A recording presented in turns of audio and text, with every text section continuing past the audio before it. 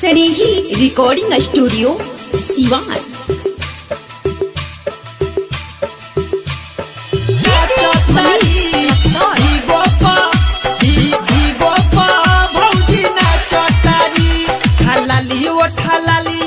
काजर लगा के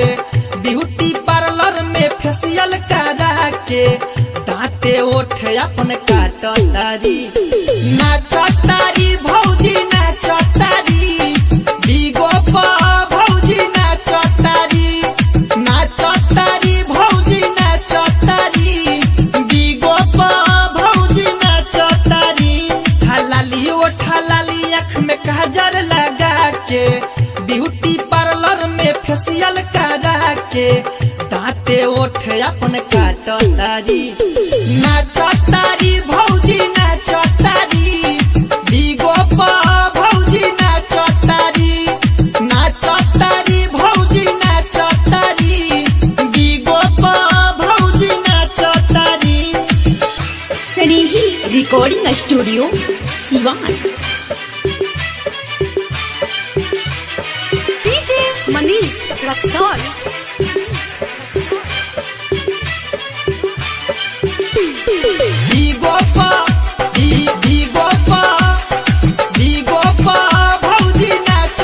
भैया बाड़े सऊदी नाला जात बाड़ी भौजी हा दिन रात भीगो पा भीरल बाड़ी हा मांगेली फलेस चुमलाई भूपदेश छोट छोट लइकन पा चिढ़ल बाड़ी चिढ़ल बाड़ी हा भैया बाड़े सऊदी नाला जात बाड़ी भौजी हा दिन रात भीगो पा भीरल बाड़ी मांगेली फलेस चुमलाई भूपदेश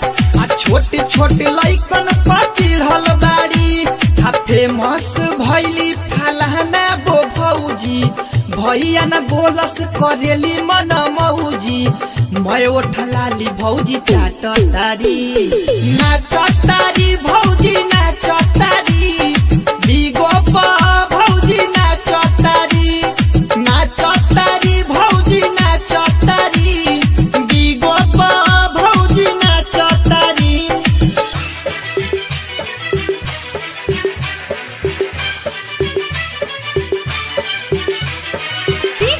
मनीष रक्सौल।